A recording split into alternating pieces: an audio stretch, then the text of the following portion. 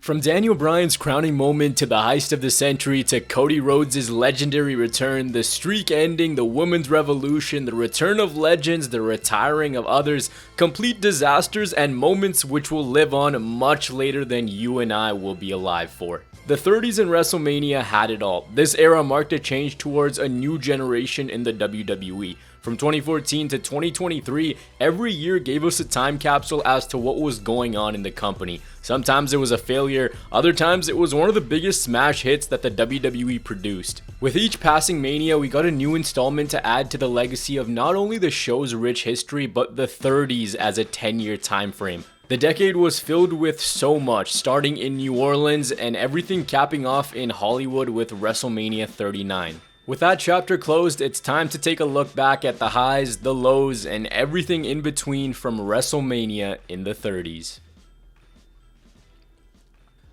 The story of the 30s begins with the classic tale of WrestleMania 30. And look, this show has been covered ad nauseum. We all know the moments, we know the stories, and the triumph at the end. But despite it having been talked about so much, we can't just gloss over it because this show was a milestone for the WWE. And what happened is a story that's very important in the history of the company overall. It was April 6, 2014. The location was Mercedes-Benz Superdome in New Orleans, Louisiana. On a night where WrestleMania hit the big 3-0, it started off with three of the most influential men in WWE's history. Men who are Mount Rushmore stars. Men who defined WrestleMania. Stone Cold, The Rock, and Hulk Hogan. And what this was the company celebrating the past. These three guys were responsible for making WWE what it became. They each carried the company for a portion of time. And though the segment as a whole wasn't anything too crazy, it was special because of the star power in that 20x20. The biggest blunder came when Hulk Hogan called it the Silver Dome instead of the Superdome. And it was just an extremely memorable segment that kicked off a show in a really exciting way. When those legends left, it was time to continue the legend of Daniel Bryan. The show kicked off with the leader of the Yes Movement taking on the King of Kings, Triple H. The stipulation being whoever won would be added into the main event of the show alongside Batista and Randy Orton with the WWE World title on the line. A championship that Bryan had been screwed out of countless times, and it wasn't just for storyline purposes. The company actually wanted to suppress his popularity and connection with the fans in order to do what they wanted, which was Batista and Randy Orton. But they couldn't hold down him and his popularity, so they had to pivot. It was a multi-year build that saw Bryan gain traction but never hold on to the WWE title for a sustained period of time. Long story short, it was the fans living vicariously through Bryan. He was the undersized underdog fighting the bosses who didn't want him to be higher up in the pecking order because he didn't fit a corporate image. This whole storyline was shown in one of the most legendary video packages of all time. The years of build-up, whether intentional or not, accompanied by Imagine Dragons' monster. Out came Triple H in an entrance that was straight out of a Hollywood blockbuster. If you were new to wrestling, you could instantly tell that this guy was a certified legend. This was supposed to be Punk and Triple H. That didn't happen because of the whole Punk situation, so we had this. On the other end, Bryan entered with his shoulder taped up, so you could already tell that he was at a disadvantage. These two had a great opening match, but the result was never in doubt. Daniel Bryan won and advanced to fight for his dream, and then like a cutscene from a video game, Triple H left him laying to add more adversity for later in the night. Also on this show, we saw the first ever Andre the Giant Memorial Battle Royal, which was won by Cesaro. I want to touch on this concept because I'm not going to go through all of them in this video because they really don't warrant a mention every single time. This was a concept that, like WrestleMania, could have evolved, but it didn't. It could have been used to make new stars coming out of Mania and propel someone up the card, but instead this just became a lifeline for the WWE to add another match to the show, and they gassed it up as this being big time. The first one did feel big, but after that it fell off a cliff. It declined in the years that followed, so much so that it ended up being something that WWE does on SmackDown. They could have established this concept as something that gets the winner a title match of their choosing, or you have X amount of weeks to choose an opponent. Bottom line is, for being named after such a larger than life figure, it's such a short-sighted miss for the WWE.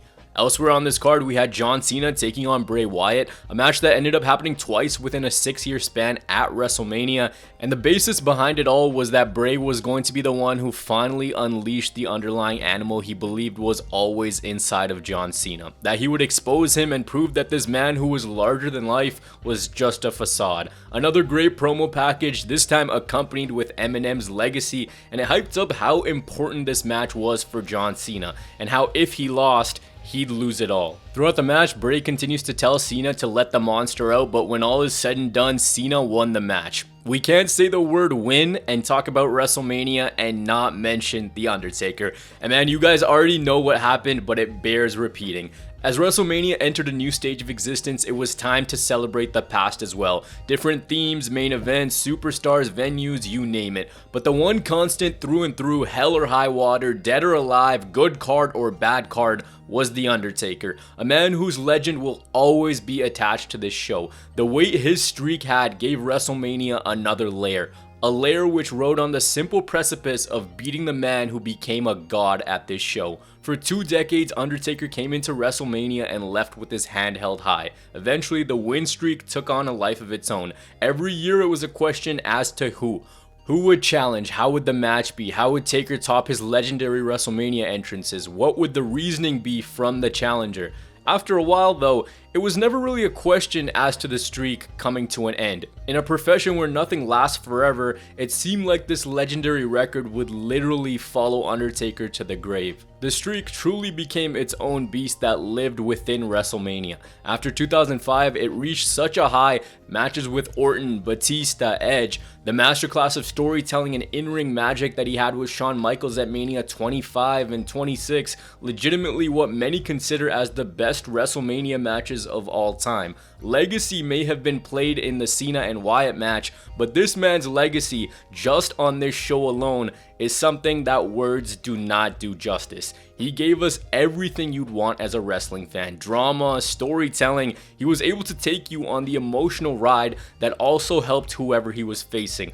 All this was encapsulated in 2 words: the streak. I think I've gassed it up enough. You get it. This year's challenger was Brock Lesnar. Now, these 2 men weren't new to one another. Brock Lesnar had returned a few years beforehand after a dominant run in the UFC, and the stage was set. Early on in this match, Undertaker got concussed, with his last memory of this day coming at about 2 p.m. earlier that Sunday. And this match wasn't a Picasso by any means. It was not good. But right now we'd be talking about how this match wasn't good if it wasn't for the ending. When Brock Lesnar hit The Undertaker with a third F5, pinned him, and ended the streak. Time stood still. After 21 wins, The Undertaker's WrestleMania win streak had been snapped. The reactions were exactly what you'd expect. Shock, confusion. This guy was just flat out bewildered. As the graphic came up, it became very real and it all set in. Undertaker had actually lost at WrestleMania. They actually did it. They actually pulled the trigger. All of this because Vince thought that Taker was just getting too old. As a fan, I both love and hate this. I love it because it was so out of the blue that when Brock pinned Taker, maybe WWE thought they were going to have this nuts reaction for Brock Lesnar, but it was the complete opposite. In a TV show where so much is predictable and so much is leaked, it's very rare you get reactions like this where it feels like something has gone wrong and you've truly seen something that is genuinely shocking. Why I hate it is because you have so many years of build gone just like that. It's not like this was some industry plant lambasted star. This was The Undertaker who had given his all to the WWE. No one would have batted an eye if he retired 22-0, 25-0, 30-0. Regardless, the WWE actually did it, and in the process created not only a WrestleMania moment for the ages, but possibly a top 5 all-time moment in the company's history. Now it was the end of the night and one question remained: could Daniel Bryan win it all? I use this reference every time when describing this match. It was something straight out of a video game. From the booking, the match, the fact that Bryan had to wrestle 2 matches in one night, all while the Authority were providing cutscenes to bridge the gap. You had this underdog who wasn't supposed to be there but just continued to fight despite everything that was being thrown at him, despite almost being carted off, despite being the smallest man in the ring, despite getting screwed over by a corrupt referee and even more corrupt authority figures. At one point in this match, we got a Batista bomb into an RKO, which was the big spot of this match, but when the night closed, a simple knee to Batista followed by a label lock gave Daniel Bryan the win and completed the story. Daniel Bryan ran the gauntlet and put a stamp on one of the craziest nights in World Wrestling Entertainment, giving us one of the most iconic closing shots in WrestleMania history, the first of what would be back-to-back legendary shots to close the show. There he stood at the top of the world on top of the announce table while every fan flared their arms up and down as the entirety of Mercedes-Benz Superdome screamed one word, and that word was yes.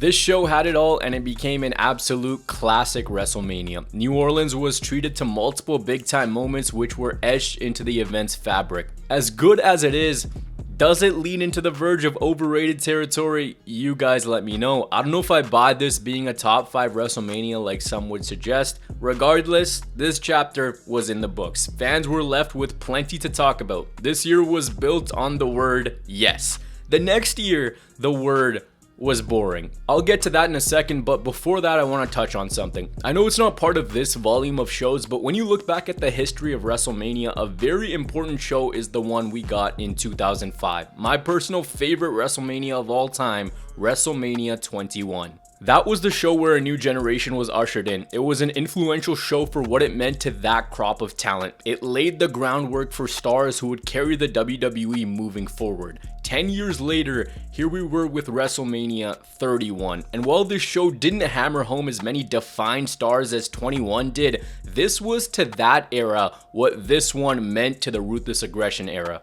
A night on which WWE produced one of the most fun WrestleManias of all time, but also gave the green light to talents like Seth Rollins and Roman Reigns, while guys like John Cena were now officially out of the main spotlight. Now, that being said, this was what we could call the blunder build.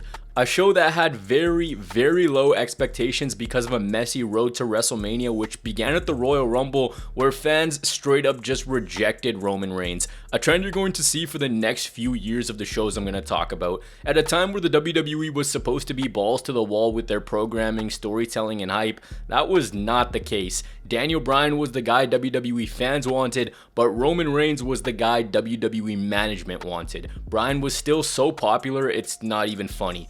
This year, you could tell that after changing course the year previous, Vince McMahon was not going to let the fans drive the narrative. When we got to Santa Clara, last year's WrestleMania headliner opened up the show. And before I move forward, I gotta take some time out and just talk about the whole vibe that this show has.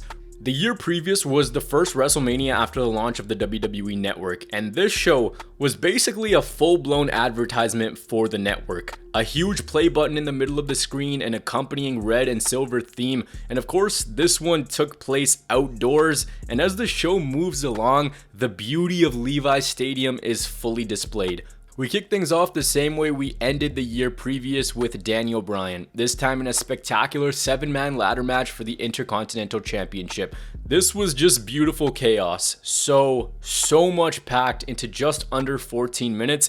Dean Ambrose was the clear MVP, at one point taking out some of the field from a 16-foot ladder. Everyone had a chance to shine. There was continuous action and the spots that make these matches a blast to watch. Once all the chaos died down, Daniel Bryan unhooked the Intercontinental Championship, and WrestleMania once again became Yeselmania. I remember a lot of us thinking that this was the guy who was going to make the IC title big again, but after injuries continued to mess up things, he later relinquished it, with the winner of that title, after Daniel Bryan, being Ryback.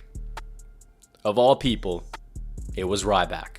As we moved along, the fun continued. Randy Orton and Seth Rollins was a solid match that's most remembered for how it ended. A highlight reel RKO where Randy Orton slingshotted Rollins up into the air, catching him with an RKO to create an unforgettable finish. And again, this wasn't a match that everyone had circled on their Mania card as one they were just clamoring to see, but it became an article in Time. These two wrestlers were both, of course, mentored by Triple H, and all these years later, after having been to this show multiple times, he was still kicking around, and this year his opponent was the icon Sting. When I think of Sting in the WWE, a big question mark pops into my head. Injury troubles and weird booking taints his run, but out of the very few matches he had, this was a highlight, even though he didn't win. Back in November, Sting debuted to end Survivor Series, costing the Authority their job. The rivalry was based on that, and also based on the fact that Sting was finally now here, with Steph and Triple H asking him,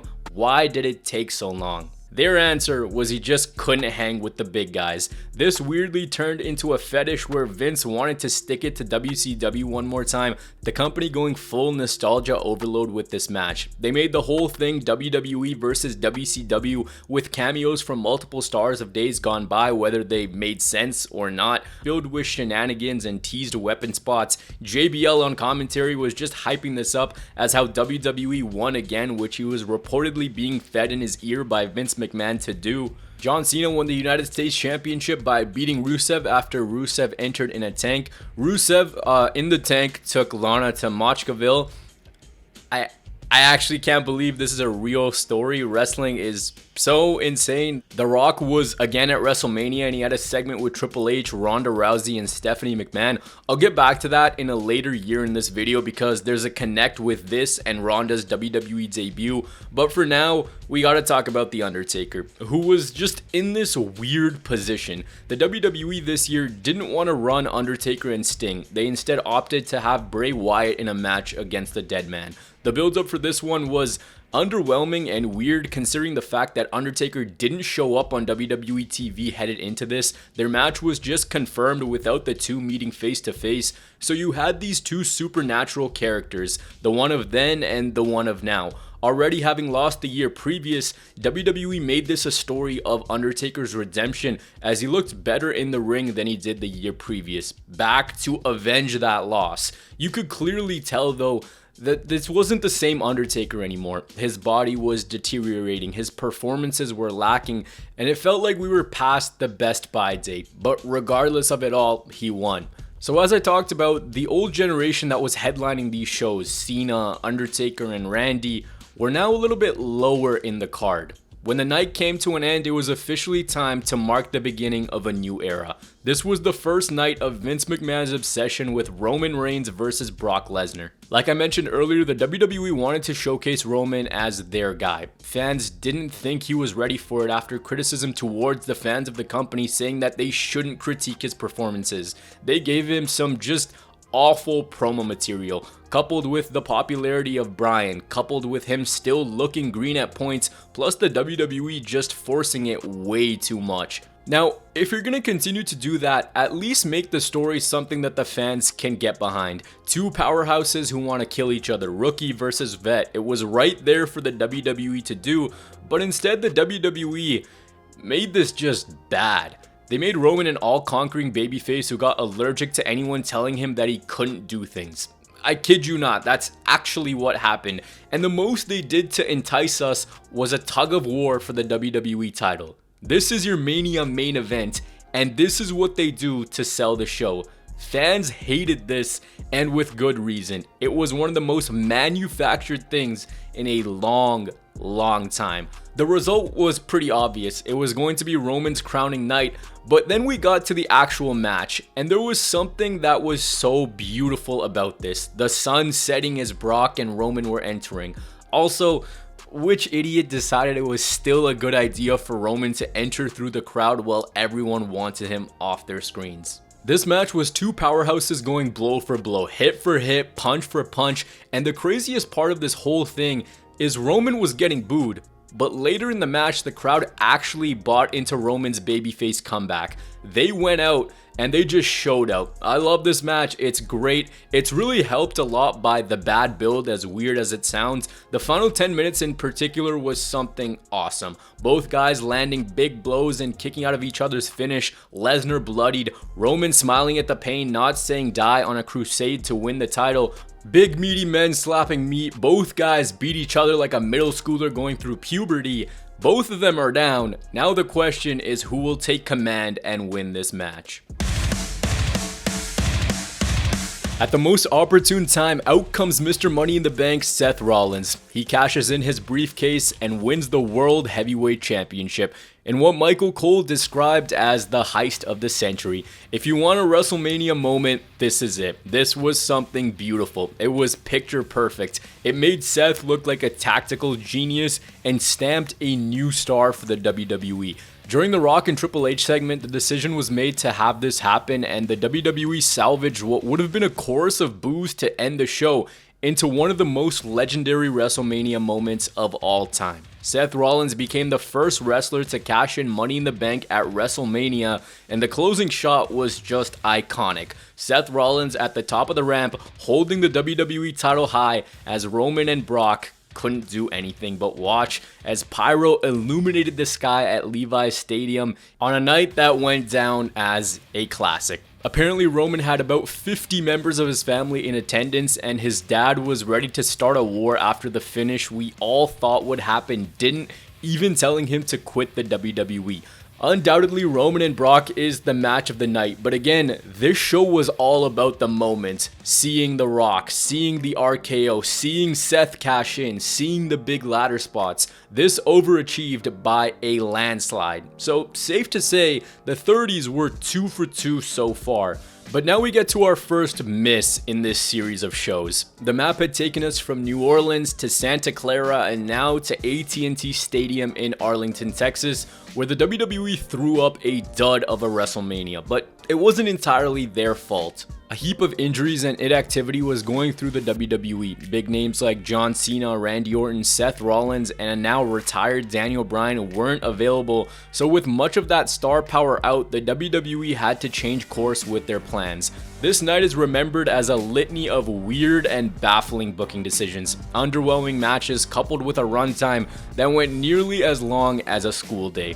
When that night came to an end, fans were left drained and exhausted. When I say WrestleMania 32, a lot of you probably have My House by Flo Rida running through your head, but on this night, the house was AT&T Stadium, where WWE announced a crowd of over 101,000 fans. The number has been disputed, with it being reported as 97K and 80K, but regardless, it was the most attended WrestleMania so far. Fort Miners Remember the Name was the song in the video package, and once that package finished, there was one statement made: that tonight, a new legend will begin. For the second straight year, a 7-man ladder match kicked off the show. Kevin Owens was the champion walking in, with the rest of the field comprised with some names of the year previous and all the normal mid-card guys that you would expect. We had peak Sami Zayn, who launched himself through a ladder, then immediately went rogue on Kevin Owens with a DDT through the ring post. Great spot, sucks that he doesn't do it anymore. Stardust goes on to eat a skull-crushing finale onto a ladder, riders hitting elbows,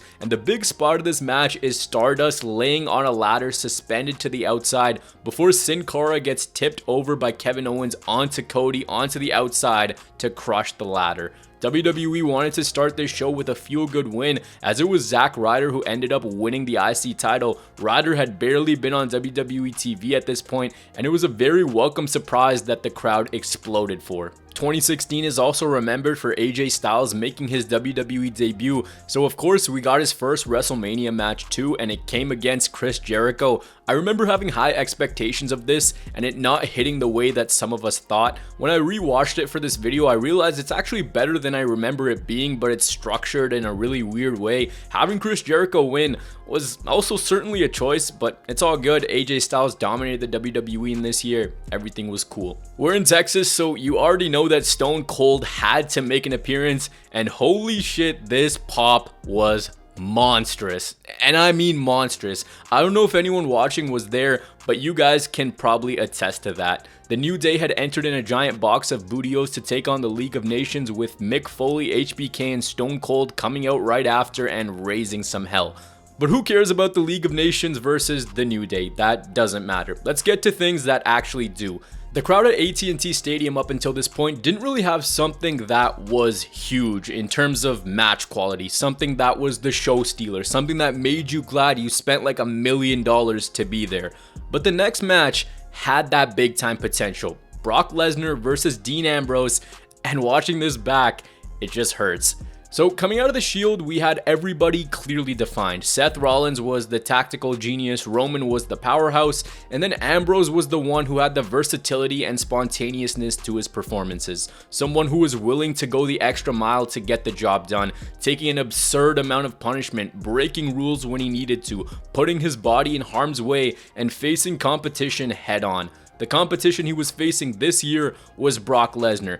So you had the pairing of these two, and in the build, Brock is just running over Ambrose, just killing him in the parking lot. They paint Ambrose as this badass who's not going to stay down. He's going to keep taking the pain, coming back for more. He's going to go down swinging, and Brock's going to have to dig deep to beat him. Brock's going to have to dig deep. He even gets a Mick Foley endorsement because this was a no-holds-barred street fight. So you expected something a la Mick and Edge WrestleMania 22 when it comes to the brutality and lengths that this could go to. What you were instead left with fell very short of those expectations. The match opens up with Brock just hitting suplexes and taking it to Ambrose. Ambrose grabs a kendo stick, and now it's starting to pick up a little, and you're just waiting for the match to hit that next gear. Ambrose then continues to get ragdolled by Lesnar, and again you're like, yeah, it makes a lot of sense. This is how it's supposed to play out. Ambrose is supposed to have an uphill battle ahead of him. Is he going to win? Who knows? But this is how it's supposed to be. Continues to slap him, egg him on, do anything in his power to get him down, from low blows to kendo sticks to dives to the outside. Man goes to grab a chainsaw, obviously does not use it because it's not Dean to dismember over here. Ambrose brings in a bunch of chairs into the ring, and before it got into that next gear, it was over. Ambrose got a barbed wire bat from under the ring, suplex number 13 onto the pool of chairs, F5. That's it for this one, folks.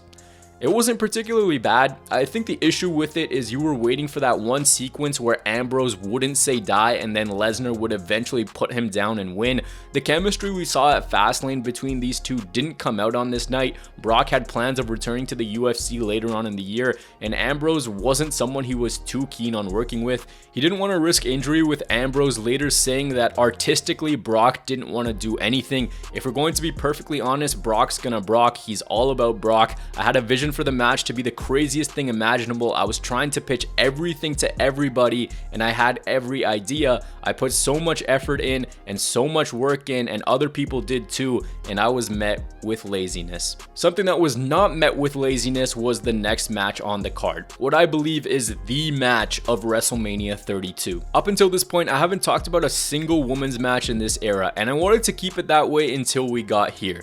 This was a night where the women went out and stole the show. The WWE had brought in a new crop of talent and changed their ideology of what women's wrestling should be after the hashtag Give Divas a Chance trended on Twitter. WWE wouldn't use women to the best of their abilities. Their matches would last 1 to 2 minutes, and they weren't given an opportunity to showcase what they could be as performers. Their stories didn't have any depth to them. It was repetitive and uncreative. But as the world changed, women started to make big waves. The WWE also decided to make a change. In July of the previous year, the women's evolution officially kicked off, with them promising a change for how they were treated. Less than a year after that change, the Divas Championship was retired on this show by Lita, and 3 of the new wave of WWE stars came out and they absolutely tore the house down. Up until this point, I don't feel like there was an actual classic women's wrestling match at WrestleMania. You'd be hard-pressed to find one with the athleticism and story that this one had. Sasha Banks, Charlotte, and Becky Lynch. All of them had grand entrances. Sasha had Snoop Dogg rap her down to the ring. Charlotte was accompanied by Ric Flair. The crowd at earlier points of this match seemed tired, and they don't really seem to care. All I hear is Charlotte moaning and grunting uncontrollably to the point where I'm looking for Andrade. At one point in this match, Sasha launches herself to the outside and undershoots trying to hit Charlotte, then ends up adjusting in midair, so mad props for that. Charlotte hits her signature moonsault from the top rope onto both women, and as this went on, the crowd got more into it. The MVP of this match was Charlotte because she was in the ring for almost the entire match. She got next to no rest, so the result also made sense as Charlotte won by putting Becky Lynch in the figure 8 and becoming the women's champion. This match has an unbelievable amount of replay value, it's got historical significance, and it's a shining spot in an otherwise boring show. And I have to continue my hatred of this show, because next up is one of the stupidest stories I can ever remember in WrestleMania's history. I mentioned the injuries going on earlier in the WWE. Before that, there was talk that it was going to be John Cena versus The Undertaker on this show. That didn't happen. Instead, Cena was replaced by Shane McMahon, who out of nowhere returned to the WWE. The company needed a way to sell Mania, and this helped for sure, despite what some people might think of Shane. He was back because he wanted control of Monday Night Raw like he was promised by his dad years ago. Also, there was something inside of a lockbox that Shane brought up, and this infuriated Vince McMahon so much that he put his own flesh and blood into a Hell in a Cell match against the fucking Undertaker. What documents, object, picture, goddamn baby photos were in that lockbox that he got so set off to put his own kid one-on-one with The Undertaker inside Hell in a Cell? I guess we'll never know. Regardless, we got a match that, I kid you not, went a solid 15 minutes more than it should have. When we're critiquing this match, usually it's like, alright, let's shave off 5, maybe 7 minutes. No, this was just slow action between these two. A win for The Undertaker, and the big highlight of this match was Shane McMahon doing the Shane McMahon special. Of course, he jumped off of a high structure. What do you expect? The crowd lost it for this, and that's all that you're going to remember from this match. That was the moment of this WrestleMania. After this, Shane still got control of Raw, and if reports are to be believed, there was never supposed to be a lockbox in the first place. So, like I said, we'll just never know. At least Texas got an appearance from The Rock, which was announced in advance. He made a crazy entrance with a flamethrower, and I completely forgot how involved he truly was at this time. This was his third straight WrestleMania with a segment, announced the crowd of over 101,000. Then out came the Wyatt family, and Rock got himself a match with Eric Rowan, won that match in 6 seconds, and as the Wyatts surrounded the ring, out to make the save.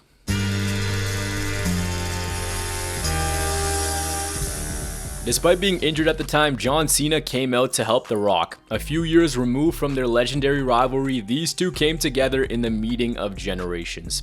Now it was time for the main event, Triple H versus Roman Reigns.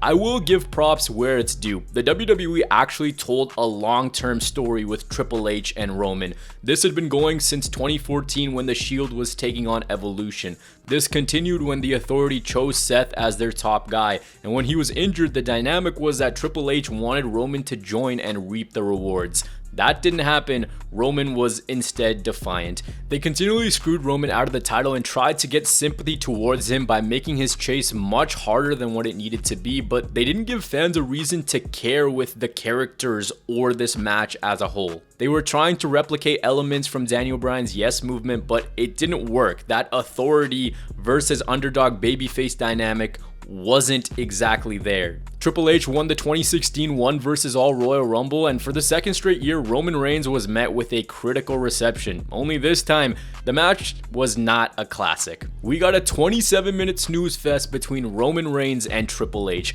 with the crowd not caring about what was happening except for a Stephanie McMahon spot. There was talk that this was possibly going to be Roman versus Seth or the Shield triple threat. None of those were possible due to his knee injury. Roman celebrated, and nothing could have saved the fans from booing. They were tired, they were mad at the night that they had just seen, and they didn't care. For the 2 years before this, Vince McMahon had his hand forced to save the show, first with Bryan and then with Rollins, and this felt like a big FU to the fans because anyone they cared about lost. Coming out of this WrestleMania, WWE didn't give you much to look forward to. When the guy you're presenting as the top babyface is getting booed out of the building to end the show, maybe it's not the fans who are the problem. Now that we've talked about this show, thankfully, this is the worst in this 10-year span, so I won't be bringing you a show quite as bad as this. Calling this 10-year span a roller coaster, I don't think that's the worst analogy, especially considering the fact that the next year's theme was literally the ultimate thrill ride. Inspired by Universal, we got WrestleMania 33 from Orlando, Florida. And look at this. That right there is a work of art, a god-tier stage design, a masterclass in architecture. It was absolutely beautiful. Now, the thing with this is the show lived up to its theme in a literal sense. This show was a roller coaster. Another outdoors WrestleMania. This time, it didn't kick off with a ladder match though. We started off with Shane McMahon versus AJ Styles. I remember talking to a buddy of mine at school and he was telling me how this match was going to be ass, how it was going to kill the show, and how John Cena versus AJ Styles should have been the WrestleMania match while Shane did something else. I agreed with the latter half, but I remember having this gut feeling that this match was somehow going to be good, and unexpectedly, it was a match that was very, very fun. Shane McMahon was the commissioner of SmackDown at the time, and AJ Styles felt like he was being held back and not given an opportunity on the show that was being hailed as the land of opportunity. So naturally, when you get mad at your boss, you take his head, bash it into a car window, and you have a WrestleMania match. This was arguably the best match on the show, and it delivered in a way that gave you shenanigans, like a coast to coast with a trash can onto AJ. Shane went for a shooting star press. AJ Styles brought the speed and the high flying element to this match. Once AJ won, we were off to the races. A great open that had zero right to be this good, but somehow was laid out in a way that got you talking.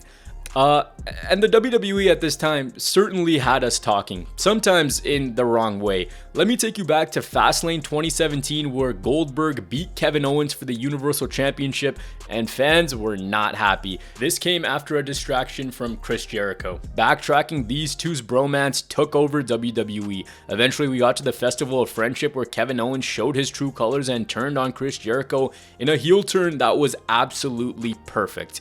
There were some very strong elements to this story, defined heel and babyface dynamics that had played out on WWE TV, so it made sense for this to be for the Universal Championship. These two instead went on second with Owens getting the win and capturing the US title.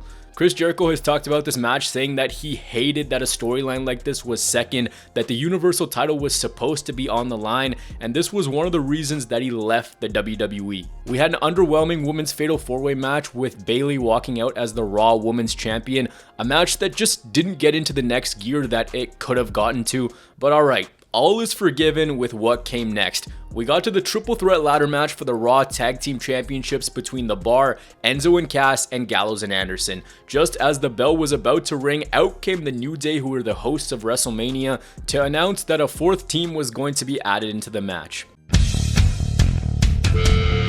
Team Extreme returned at WrestleMania and everyone was ecstatic. The Hardy Boys were back in the WWE, and if that place had a roof, it would have blown off and landed in a place far, far away, because this was electric. This was legendary. Everyone lost it. It was a feel-good moment that many had expected, but that expectation didn't take away from this when the music hit. The Hardys didn't look like they missed a beat. They were inserted into the match, the crowd was awake and alive, and Jeff Hardy did what Jeff Hardy does best. Put his body on the line, and when he did this, this was the visual. When all was said and done, the Hardy Boys were back, and they were your new Raw Tag Team Champions. What a moment, what a return, and it was a fun match as well. Something that brings a smile to your face. The pop these guys got was out of this world. Big return on the show to get the crowd up and into it even more. Elsewhere, remember how I mentioned earlier that Cena versus Styles was something that I wanted to see on this show because it just made sense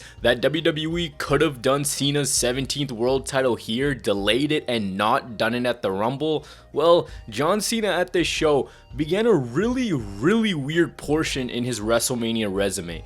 The guy started to get away from the big matches, and for the next couple years, he just did the weirdest side quest known to man. He was in a mixed tag team match with Nikki Bella against The Miz and Maurice. The build to this was a branch off from Total Divas, with Miz poking fun at John Cena's rules and how robotic he was with the treatment of his girlfriend. You stop breaking rule number 11 of John Cena's house rules and take your feet off the furniture. Bad Nikki. All this was done just so John Cena could propose to his girl, and the sad part is they're not even together anymore. This dude was just tearing through The Miz on the road to WrestleMania, at one point saying that if it was up to him, he'd be one-on-one with The Undertaker. Very interesting. I'll get to that in a bit. You're going to hear me talk about this a few times over the next shows we look at. One thing that became a real issue for the WWE at this point was the runtime of these shows.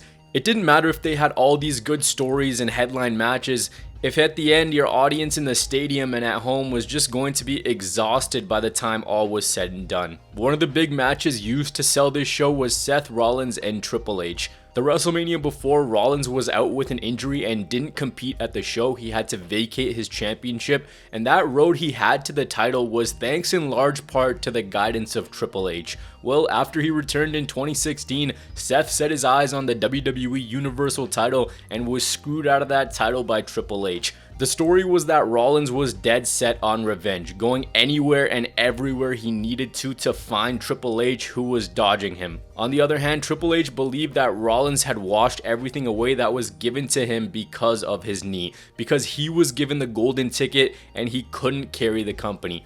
A huge focal point of this being if Seth would compete with the injured knee. So the WWE made this an unsanctioned match with Triple H promising to end what he created. When this bout came to an end, it was Stephanie McMahon who took a bump into a table on the outside, and then Rollins beat the Master with his own move, hitting a pedigree to win the match. I like this story probably more than most do. I thought it was fun, especially when you take the whole Roman and Triple H bit into it. Yes, I said Roman and Triple H. If you put those two stories together and look at it from the standpoint that WWE was trying to do, it was good and it made sense.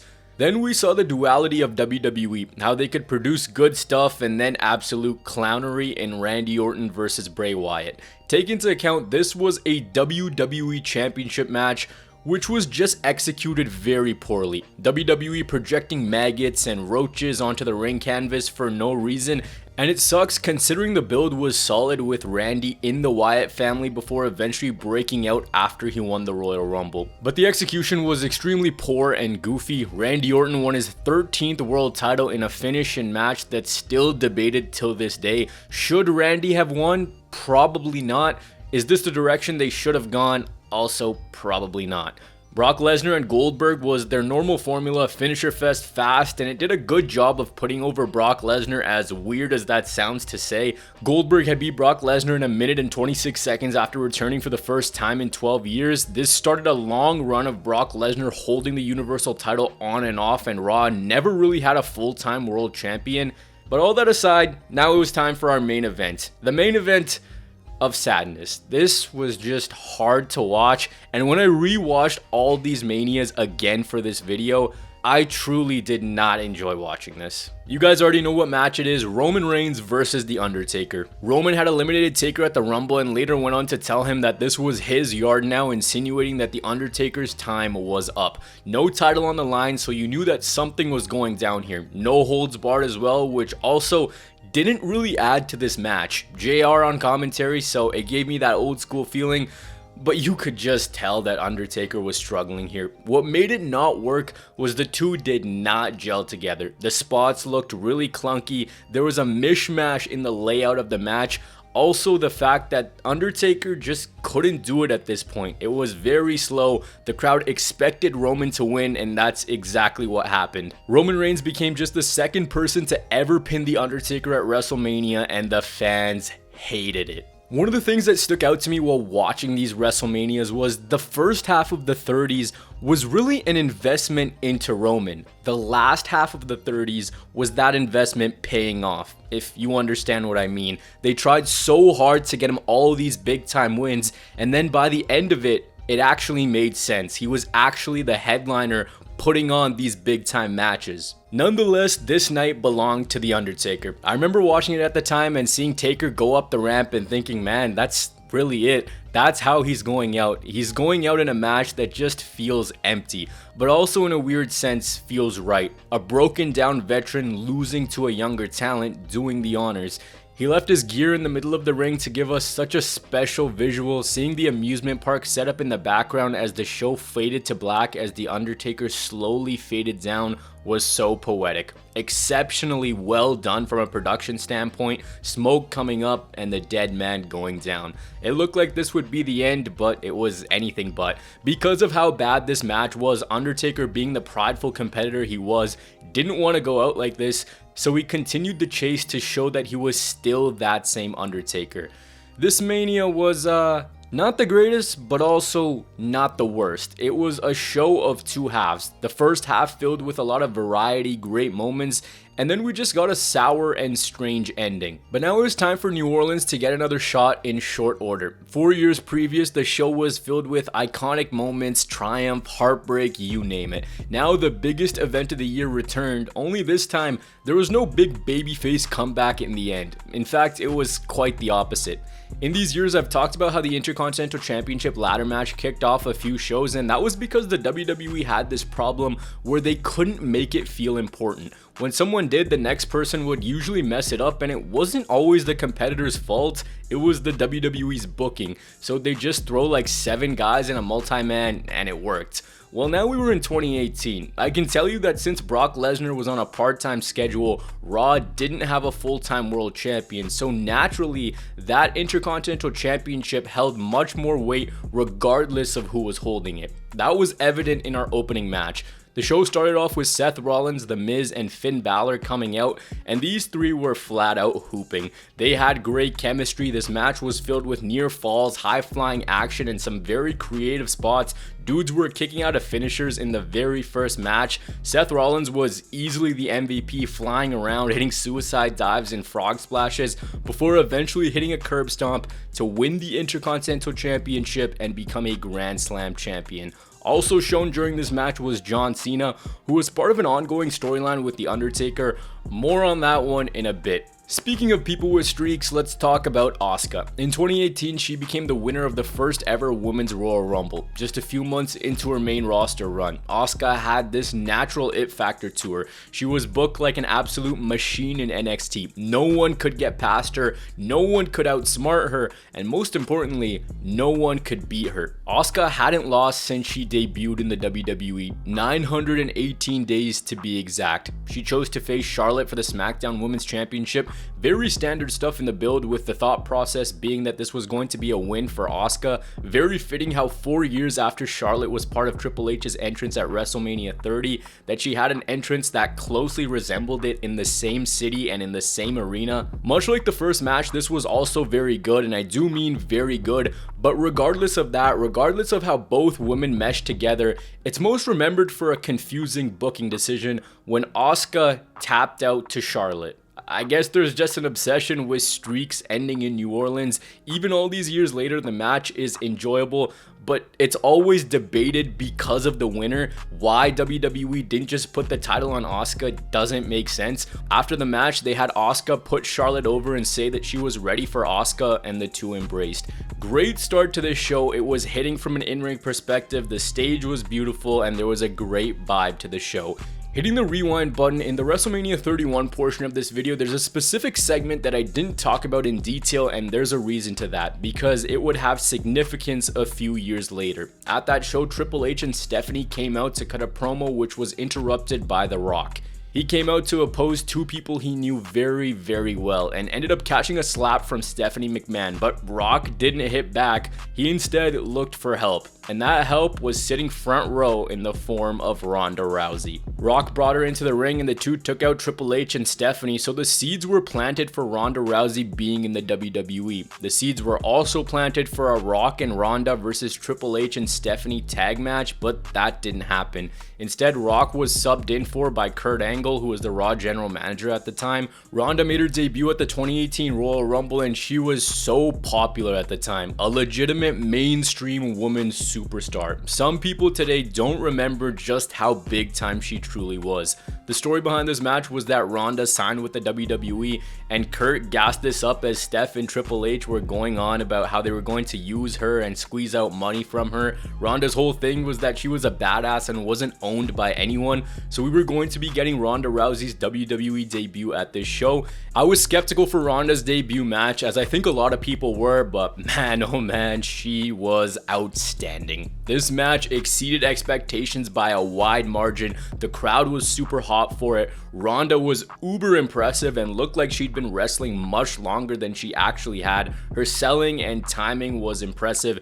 Everyone who was in the mix for this performance years later still deserved their props, because if one of the elements was missing from this match, it's not the same. At one point, Ronda even went toe-to-toe with Triple H. Ronda and Kurt got the win, and the amount of buzz this created not only for Ronda Rousey but the WWE was huge. She went on to win the women's title just a few months later, and it's crazy to think just how much things fell apart for her. Fans and critics were giving rave reviews to this, and this match is still such a fun watch. I'll tell you what didn't have rave reviews though, and that was Undertaker and John Cena. Just by the way I've talked about this, you can already tell that I have a beef with this match, and it's not the fault of the two guys involved. It was just too damn late, made worse by the Undertaker not appearing in the lead up to New Orleans. This could have been a huge deal, but it just felt like a side quest. Tell anyone who's not a wrestling fan that Undertaker and John Cena was going to be a match, and they'd know that it's big time without you having to tell them a single thing about the build.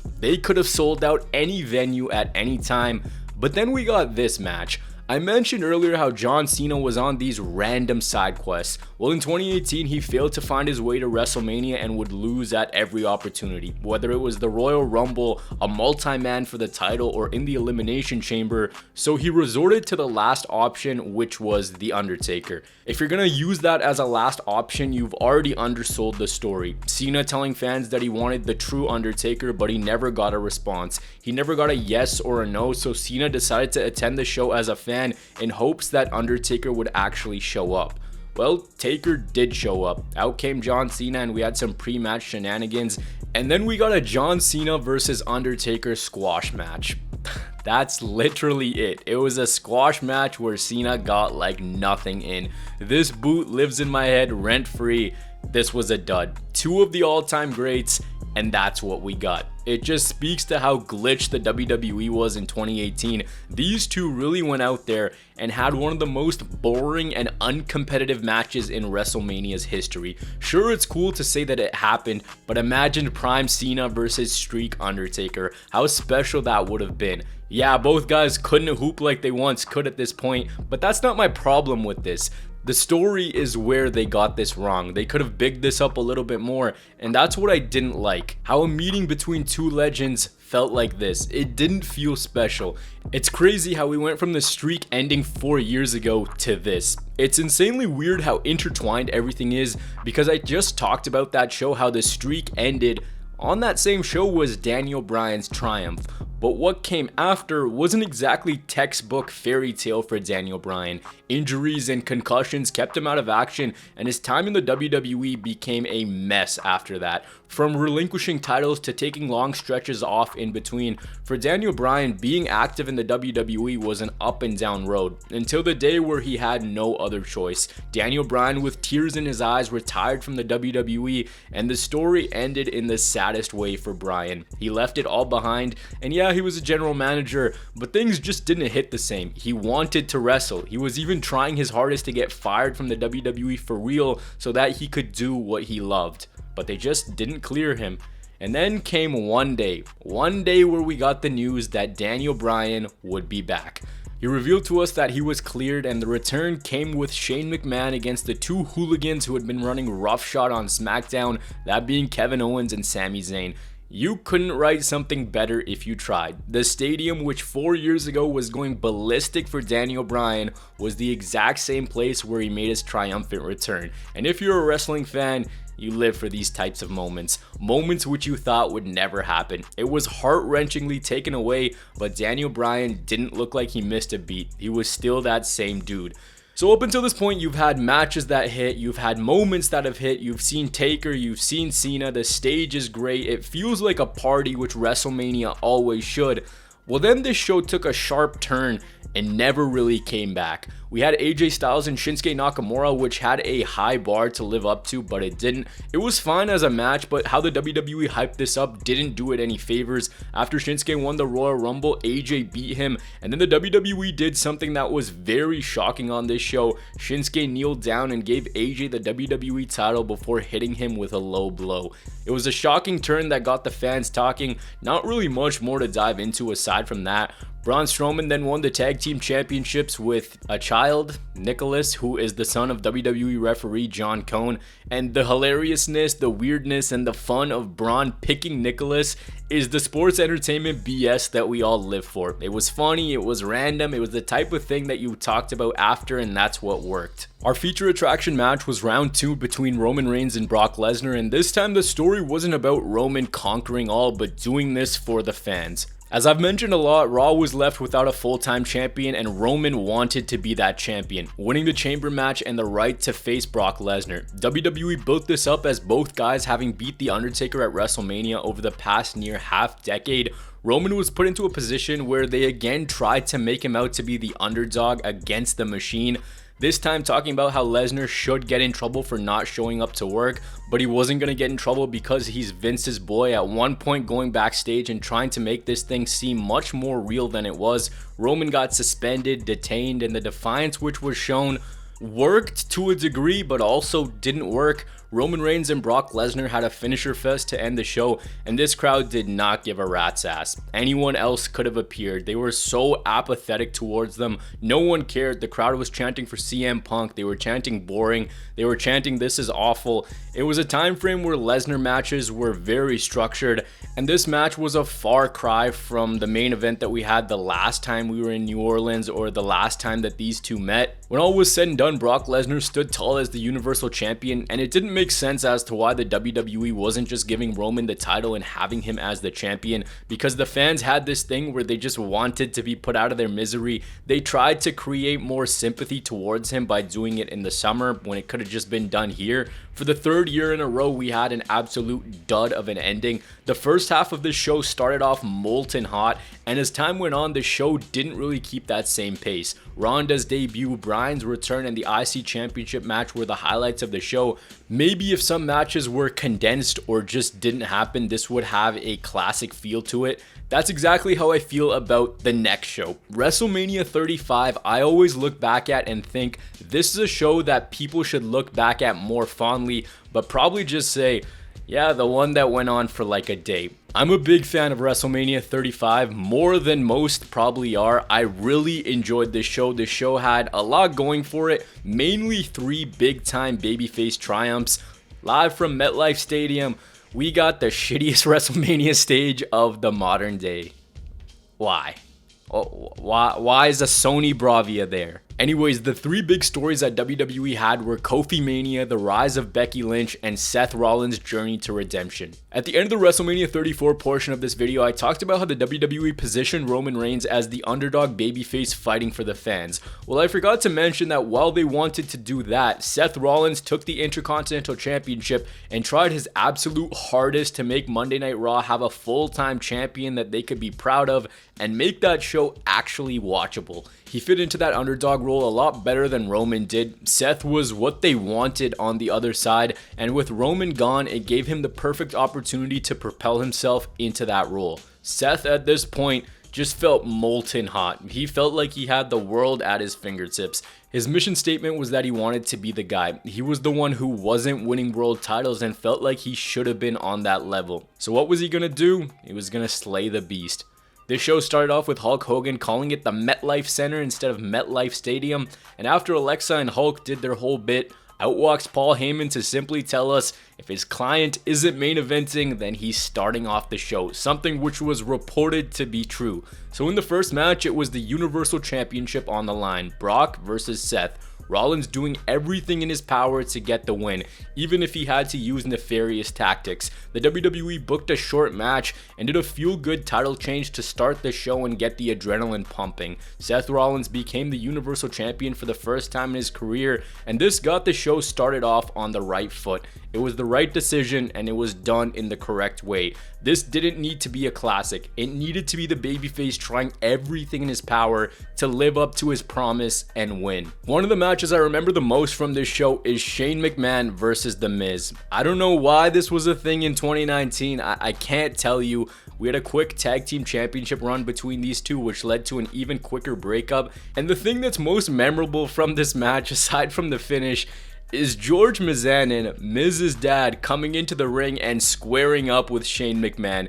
He was so unintentionally funny that he gets a crack out of me every single time I see it. It was an alright match, all things considered. Pretty rare we get a falls count anywhere match at Wrestlemania. Shane got superplexed from where the hard cam was onto the area below and ended up on top to get the win. As the night moved along, we got to Kofi Mania, which was just so special. Lightning in a bottle for the WWE. The story of a man who had worked 11 years, been a good company guy, never had a bad thing to say, never an order not taken, and never a day missed at work. But the one thing missing for him was a chance at the WWE Championship. Early on in his career, that chance was lost, but after Mustafa Ali got injured, the WWE put Kofi in a gauntlet match on the road to the Elimination Chamber, and it was here where he had a breakout performance, where he connected with the WWE fans out of nowhere. Genuinely, it's crazy how all this stuff shapes out, because the guy on the other end was again Daniel Bryan. When people tell you this guy had a fairy tale career,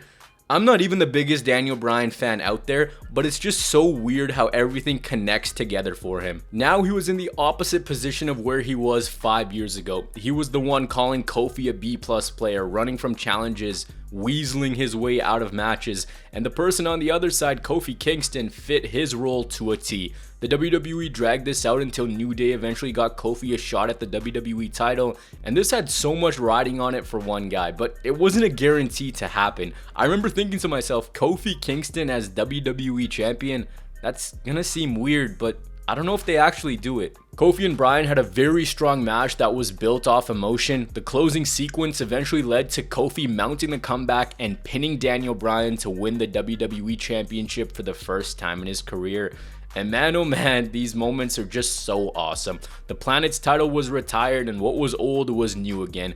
This wasn't in the cards for the WWE, but they made the right decision to give it to Kofi. There he was, celebrating with his family, celebrating with the New Day, with all the WWE fans as he toppled the tyrants and beat the bosses, holding the championship that had been held by greats in the WWE. It was such a feel-good moment. It was great. It was unforgettable. From a personal standpoint, again, I'm going to say it, I wasn't sure if they'd actually go through with it. The title reign afterwards was complete cheeks, but the WWE went 2 for 2 on the fan service on this night. Elias then had an impromptu concert which was interrupted by the Doctor of Thugonomics, so that was a really fun little segment where Cena kicked it old school. It was great to have an appearance by him, but let's be honest, he should have been elsewhere on this card, which I'm going to get to in a second. First, let's check up on his old buddy Batista. He returned to the WWE in 2019 after a match was teased between Triple H and himself when Evolution reunited at SmackDown 1000, with the selling point being that Triple H has never beaten Batista one-on-one. And we know the history between these two. Triple H brought Batista to the promised land and was so pivotal in his development as one of the top stars in the company. The slow burn storyline between these two is a classic. You guys know me well enough. I absolutely love what they did in 2004 and 2005. When Batista came back a few years previous, it didn't hit the same. It simply wasn't his time then, and the run ended in a very anticlimactic way. Fast forward to now, and he gave Triple H the ultimatum to give him what he wanted, and what he wanted was to end his career. So we got ourselves a no-holds-barred match. Batista seemed nervous. He was slip-sliding around everywhere during his entrance. Two old guys going at it for nearly 25 minutes. It was exactly what you expect it to be. The weapons element was brought in so this match wouldn't drag on. All in all, what this was a Batista retirement match. At one point, Triple H yanked his nose ring, lots of weapons were used, and it was solid even though the crowd seemed disinterested. Triple H got the win after Ric Flair helped him out, and honestly to me, it just made sense for this to be the way Batista went out. Still mad we never got Batista versus Brock at a big WWE pay-per-view. Speaking of things to get mad at, one colossal just what the hell moment from this show was Kurt Angle and Baron Corbin wrestling on this pay-per-view. Heading into the show, Kurt Angle had announced a farewell match, and the person the WWE put in that position was goddamn Baron Corbin, who ended up winning. When the Doctor of Thugonomics had appeared earlier in the night, why not just do that? It was literally right there for them to do, and the logic would have made sense. I don't know why this was his retirement match. I feel like they didn't really propel Baron Corbin upwards after this. Nobody cared. 35 years into WrestleMania's existence, we had the first ever WrestleMania women's main event. Charlotte Flair taking on Becky Lynch, taking on Ronda Rousey, winner take all. This started in the summer of 2018 where Becky Lynch was being overshadowed by Charlotte Flair, and the fans were cheering for Becky to get a chance to get to the top. Once she turned heel, a planned heel turn ended up blowing up in the WWE's face because people liked Becky that much. She felt like the forgotten one. She felt like she was being overshadowed by Charlotte big time, and Charlotte was all that WWE cared about. It always felt like she got the short end of the stick. She won the SmackDown Women's Championship and was on a collision course with Ronda Rousey at Survivor Series before Nia Jax legit broke her nose and sidelined her. We got this iconic visual in the process, and the woman who slotted into that place was Charlotte Flair, who, as we know, Vince and company were very keen on utilizing as much as possible. So that match was taken away from us. The next year, Becky won the Royal Rumble, and we all knew where this was headed. Ronda was the Raw Women's Champion, and Becky picked her. She felt like the biggest deal in the world. She was defiant, she was a renegade, she was against all the odds, fighting for what's been taken away from her and the destiny that she always wanted to attain. Becky Lynch during this was injured, and the whole thing was that she wouldn't go see doctors because of the thought that the main event would be ripped away from her. So she got suspended. After getting cleared, Vince suspended her again, instead putting Charlotte Flair in as a replacement for Becky. Till this day, it still makes no sense. WWE wanted to capitalize on Ronda Rousey's star power by doing her versus Charlotte, and Becky was never supposed to be there in the first place. So they had to again pivot. Charlotte ended Asuka's SmackDown Women's title reign to make this a winner-take-all match, and the lasting image of this rivalry headed into WrestleMania was all three women brawling in the parking lot and inside of cop cars. This match came to us at the end of a long night. It was sloppy at points, but not bad as a match. No more time was it more evident than the ending when Becky Lynch rolled up Ronda Rousey to win it all. The call on commentary was weird, with Cole not knowing if the shoulders were down, but then at the same time one shoulder was up, and then just going, oh, Becky's won. Like, this wasn't the biggest women's match in WWE's history. It was abrupt, but it was the night that Becky Two Belts was born. She finished what she started, and this propelled Becky into a different stratosphere. 2019 Becky Lynch is an absurd level of popular. When looking back at WrestleMania 35, I immediately think very long, but I also think fan service. They went 3 for 3 on their big stories and gave fans moments which were building for a long while. It felt like the payoffs were actually worth it. This was a show that would have been looked at much more fondly had it been 2 nights, because the recipe for success was there. From the star power to the big matches and other elements interspersed throughout, a change was needed, and then we got that change. See, in the 30s it started off strong. In the middle it was an up and down story, but the ending 3 WrestleManias were all consistently strong. That fatigue went away, and a reason it went away was the new 2-night format. That format came to us because of COVID. The kickoff to this was the most unique WrestleMania of all time. Say 2020, and we all remember what the world was like at that point. There was no bigger heel in the world than COVID, and it was everywhere, man. I don't know what to tell you. That March-April period was just so surreal and so weird to live through as a human, because you never thought you'd see anything like that. Not taking into account sports, not taking into account even wrestling, just from a human perspective, just how much the world changed. It was such a strange time. In a way, an unbelievable time, because you never thought you'd see something like that. Lockdown restrictions made it impossible for the WWE to present this show in its true form, and WrestleMania 36 came to us from a closed set in Orlando, Florida, from the WWE Performance Center. And the feeling was just weird, because we knew what this show was supposed to be, and that was a celebration of the biggest stars in the company and the biggest matches. Since they had to do a limited crew, it forced creativity. It forced the WWE to do things differently. The tagline for this was "too big for one night." The model of WrestleMania changing forever. This was long overdue to happen and made the shows more exciting going forward.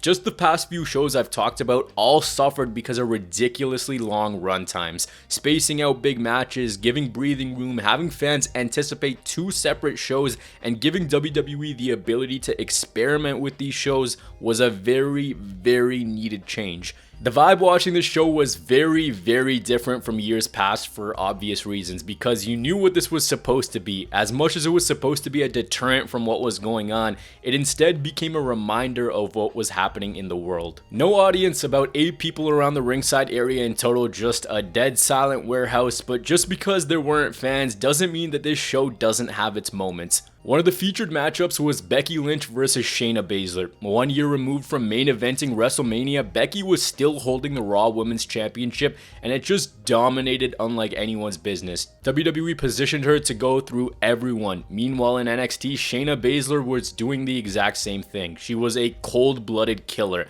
When she arrived to the main roster, she made an immediate impact, biting Becky Lynch's neck to send a message. At the Elimination Chamber, WWE made a very, very bold decision to have Shayna run through everyone. She eliminated the whole field because she's a cage fighter, and this was inside of a cage. Baszler was choking out Becky and just demolishing her like there was no tomorrow. She was built up so well. In the promo, they even had Shayna saying that she was going to, quote, "tear the living shit out of you, bitch." Becky Lynch entered in a truck decked out with her logo and color scheme. There's not much to dissect in this match. Something to remember with these matches is since there was no crowd, they couldn't really do rest bits in between where the crowd would either hype up the competitors back into the match. They also couldn't get heat because there was no one there. So a lot of these matches had to go a lot quicker. Becky escaped the Karafuda clutch, rolled out, and got the quick win. Had Shayna Baszler won at this moment, it probably would have been a different story for her on the main roster. She's never really recovered. Becky has gone on to say that Shayna should have won in this match. We had Sami Zayn versus Daniel Bryan, which picked up near the end of the match, but was just 5 minutes of Sami Zayn running away from Daniel Bryan. That was one match that didn't hit like many anticipated given the 2 in the match. But I want to bring to your attention a hidden gem in this time frame, a triple threat tag team championship ladder match for the SmackDown tag titles. Miz was pulled from this match because of COVID, so the WWE ended up doing a tag title bout with one competitor from each team.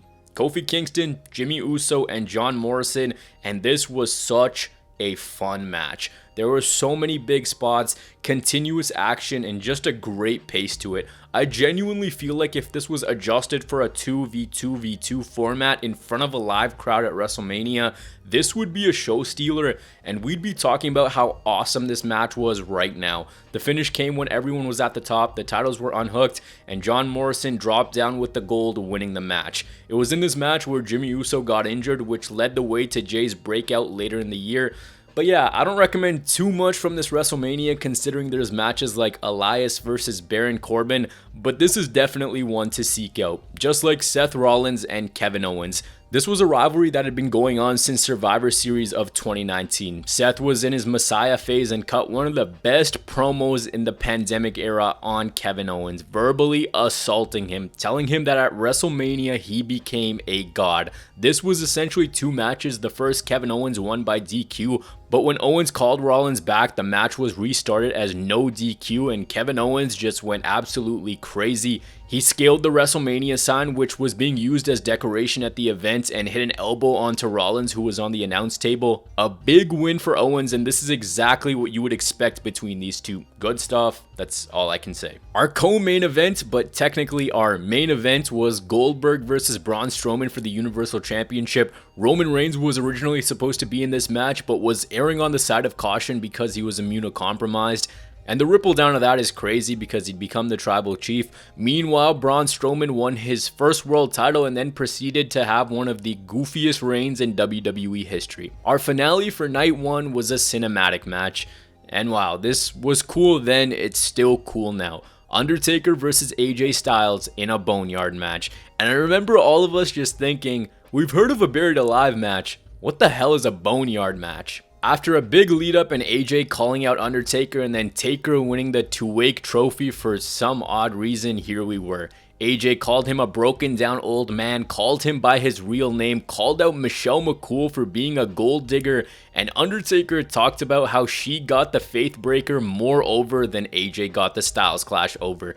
This was going to be a normal match, but because of the pandemic, WWE was able to pre-record matches, and that's exactly what we got. This thing was shot like a movie scene, the WWE using the magic of editing to make it look like one competitor was about to lose at a point before the other would jump in, and just the most craziest and unreal shenanigans would ensue. From Undertaker taking on a mob of druids to then getting buried alive before magically appearing behind AJ, a tombstone onto a house, before Undertaker won it all by burying AJ 6 feet under before riding off on his motorcycle. This was awesome. It was something fresh. It was edited in a brilliant way. This was a dose of much needed creativity. This was paced perfectly. And again, I've said it before, a construct of what was going on. A match that's not a traditional wrestling match and didn't have to be.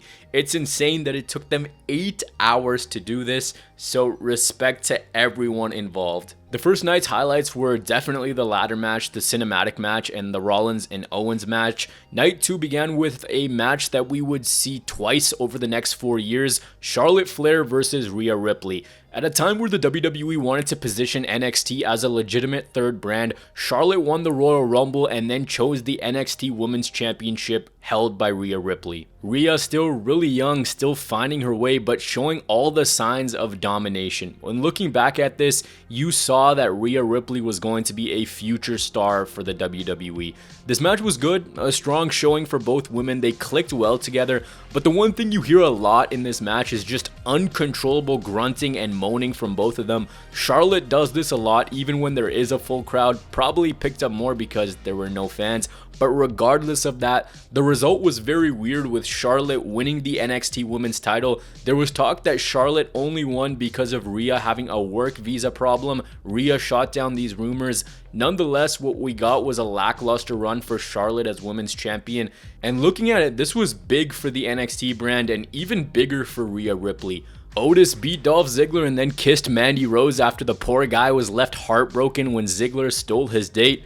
He stole his date, but a few months before this, the 2020 Men's Royal Rumble match stole the show. After 9 years away, Edge returned to the WWE, and I don't even know how to tell you guys how I felt at this moment. Yeah, there were rumblings, but it was one of these things that I was actually going to have to see to believe. When it happened, I was left speechless. I was losing it. I felt like I was 7 years old again. It seemed unfathomable. It looked so wrong, but it was real. His first feud back was against a man he knew really well, and that was Randy Orton. And 2020, Randy Orton just again became a menace. First, he laid out Edge, hitting him with a concerto to his surgically repaired neck, so Edge is getting carted off, and this is a great story already. It makes sense to tell somebody, hey, this guy's got a broken neck, why is he back? I'm gonna target it. But then it ramps up when Edge's wife calls Randy a son of a bitch. He then proceeds to RKO Beth Phoenix after he told her that he loves Edge and his girls more than she ever will. That led us here to a last man standing match. This thing went on for nearly 37 minutes, and as a first match back for Edge, I feel like it was a miss. The two brawled around the building doing different spots, one of which was heavily criticized where Randy put Edge between two weight cables, linking back to the way in which Chris Benoit killed himself in 2007. The match should have been more of a fast-paced brawl. This wasn't great no matter the changes in scenery or how many weapons both guys used. Edge got the win, that made sense. The counterpoint to the night previous's Boneyard match was what was called the Firefly Funhouse match. Bray Wyatt was now the Fiend, and the whole goal of the character was to right past wrongs. Well, one wrong was 6 years previous when he lost to John Cena at Wrestlemania. John Cena has talked about this match, saying that he wanted to be wacky and eccentric with it. He wanted to deliver something that was different but also fit into the cinematics that WWE was leaning into. I'm not going to get too much into it because I think the point of the match is left open for interpretation. The match is whatever you want it to be. It's not textbook in what it means. Whether you think it's a reflection of what John Cena's animalistic side should have been, that he should have embraced the dark side, whether you want to look at it from Bray's end, that this is how he saw John Cena, or just as an alternate reality that this match actually never happened. This match took place in multiple different worlds with them not really taking any proper bumps.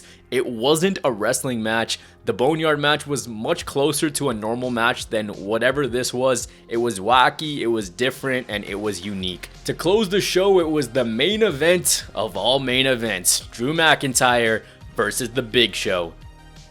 Technically. No, but for real, it was Drew McIntyre versus Brock Lesnar for the WWE Championship, and you gotta feel for Drew McIntyre. After coming into the WWE as the chosen one, this hyped up prospect, this guy who was going to be the guy, then getting fired, then rebuilding his career. His crowning moment was supposed to come in front of thousands of screaming fans, going insane for him, but there was no one here.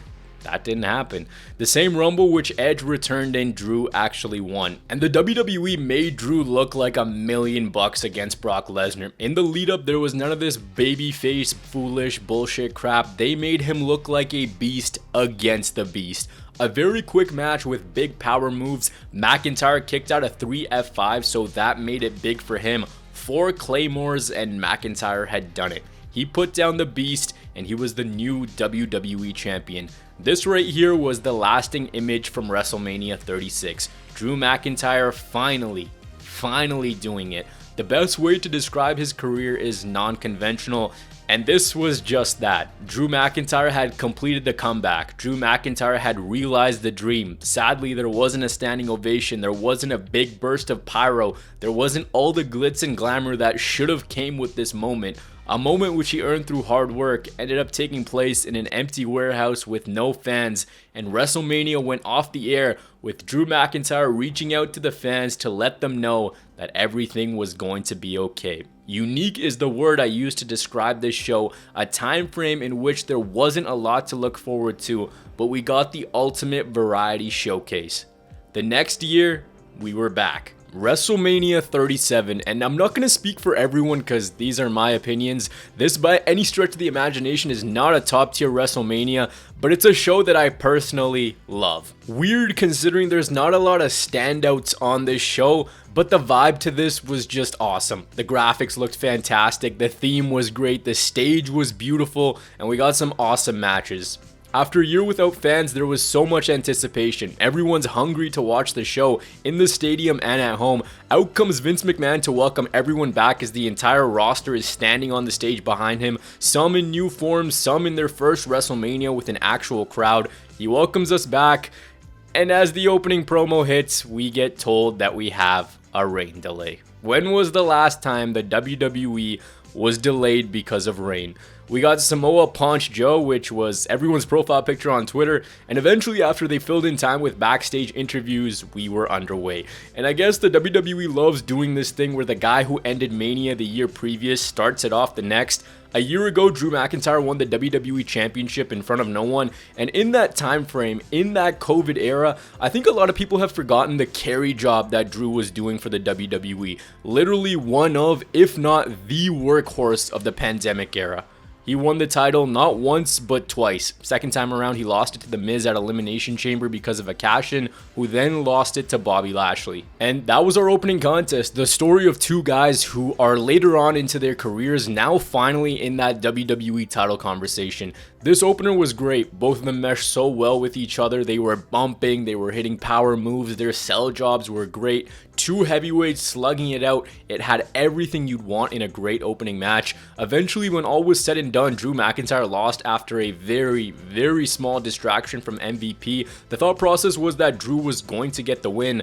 That did not happen. Mandy Rose then slipped on the ramp on her way down to the ring. A very competitive match from this show was Seth Rollins and Cesaro. A great bout built on the fact that Cesaro didn't have a singles Mania match up until that point, so many years into his career. The chemistry between these two was awesome. The only gripe I have with this, and this happened once in each show, is that the match felt like it should have gone longer. Cesaro got the win, Seth Rollins with another awesome WrestleMania performance. Rewind to the Thunderdome era and you're gonna find stuff that's just weird. One of these weird stories wasn't exactly a marquee match, but I'm going to talk about it because it was one of the biggest pure moments on this show. So Shane McMahon was bullying Braun Strowman about how he was stupid, showing us his report card and calling him dumb, covering him with slime, and the WWE decided to spin this in a way that made Braun look like a babyface, working hard for the guys who were always called dumb and stupid. We got a steel cage match between these two with the high spot being Strowman launching Shane from the top of it. The WWE, of course, is all about moments, and they wanted to make a moment with one of the biggest mainstream stars in the world, that being Bad Bunny, and the WWE decided to do a celebrity tag team match. The two guys on the other side being John Morrison and The Miz. Literally the two perfect guys for him to go against, because the thing with these two is they're two vets who can slot into any role and aren't afraid to make themselves look goofy. In the lead up, Miz and Morrison were debuting their own music videos, making fools out of themselves. It wasn't anything that if you missed, you'll be beating yourself up over, but it was just classic sports entertainment. Bad Bunny pulled up on a truck, and this dude had zero reason to show up and show out the way he did. Damian Priest and Bad Bunny beating Miz and Morrison after Bad Bunny just hit a Canadian destroyer, no problem. I feel like it's all about connecting and intertwining a fun night, and this was a fun night. Nothing egregiously bad on this show, it was just consistent in how it was paced. That being said, one of the discourses we have every single year now with Mania being 2 nights is what main events. Should it be your 2 hottest angles? That's the side I'm on. Or should it be the 2 Royal Rumble winners? This year, it was the Royal Rumble winners, and honestly, I'd say that this is tied for the best set of main events within the last 4 years with this 2-night structure because they both hit. It was Sasha Banks versus Bianca Belair. We got the age-old classic of can they coexist? I remember how much this was getting scrutinized online. They had the whole rookie versus vet thing right there to do. They had the ability to make this something else, make it bigger, but it didn't feel like that. You knew that the WWE was big on Bianca, that they were going to elevate her further. Regardless of that, regardless of the garbage build, we got a classic WrestleMania match. This was so good. Both these main events from night 1 and night 2 are just comfort matches that are on an elite tier. The finish coming when Bianca whipped Sasha with her braid, KOD 1 2 3. The sound effect this made was crazy, but when all was said and done, Bianca Belair was your SmackDown Women's Champion. The match just capped off a solid night. These two just had fantastic chemistry. The next night we did it all over again. Match 1 was Bray Wyatt versus Randy Orton Part 2 at WrestleMania. Alexa Bliss skipped down and brought out the Bray in the box, winding it up to reveal the Fiend. This had a weird finish without a shadow of a doubt, the two wrestling for like 5 minutes, Randy going on to get the win after Alexa distracted Bray when this black liquid started to drip down from her face. Weird match, not an enjoyable rewatch, odd story. People were legitimately saying this is one of the worst WrestleMania matches of all time, and it might just be. I mentioned in the night 1 portion of this show that Cesaro and Rollins went shorter than it probably should have. Owens and Zayn, same thing happened. You don't need me to tell you about the chemistry that Owens and Zayn have. These two, mention them in the same sentence, you already know. For just over 10 minutes, they were awesome. And it's great that within their whole rivalry, they have a WrestleMania match. Near falls, high spots, the classic apron bump that they always do. KO won and then gave Logan Paul a stunner, who surprisingly became a consistent WrestleMania performer over the next couple years. Sheamus and Riddle was a hard-hitting physical war with Sheamus winning the US title. Of course, they had RVD and Riddle in a segment together because that's just too good not to pass up. But let's again rewind to WrestleMania 31. I used the example of WrestleMania 21 as a descriptor for that show, and in that show I talked about how it was all about the future. This one, not entirely similar, but had a bit of that with the paralleling pass of Bianca Belair and Rhea Ripley. First off, Rhea's entrance was not my cup of tea. It was not a good live performance at all. And this isn't me hating on this genre of music because I don't hate it. The performance of Brutality was flat out just bad. If you want to ruin your enjoyment of a WrestleMania, just sit through this entrance. I remember we were all watching and we had to put it on mute. The match was strong with Rhea beating Asuka for the Raw Women's title. And man, Asuka really doesn't have a great WrestleMania resume. Rhea had debuted properly just weeks before this on Raw, challenged Asuka, and very quickly was rewarded with a Women's World title. I know it feels like I'm kind of speeding through this one, but when it comes to amazing stories in the Thunderdome era, I think you get it. This show though is most remembered for the main event. A main event between 3 men who were very different but very similar. All 3 of Edge, Roman, and Daniel Bryan went through something in their careers that would have made it possible for them not to be there. Edge won the Royal Rumble 1 year after a massive return following a 9-year in-ring absence, something that didn't seem possible that day he retired in 2011. His goal was to get closure, and that closure was going to come by beating Roman for the Universal title in the main event. The champion Roman Reigns, who had fought off cancer for the second time in his life, coming back in a completely new form and becoming the final boss. But instead of doing the normal heel tactic and telling Edge not to choose him, he demanded that Edge pick him. Our third competitor, Daniel Bryan, who always had issues getting on a consistent run in the WWE, someone who had reached that mountaintop before, but out of nowhere got himself inserted into this story. I remember when he was added into this match, I personally hated it. I thought that this match should have been Edge versus Roman. Putting all that aside, they made the Universal Championship feel like it was the prize. I can't undersell that. They talked about how winning that title was the ultimate win.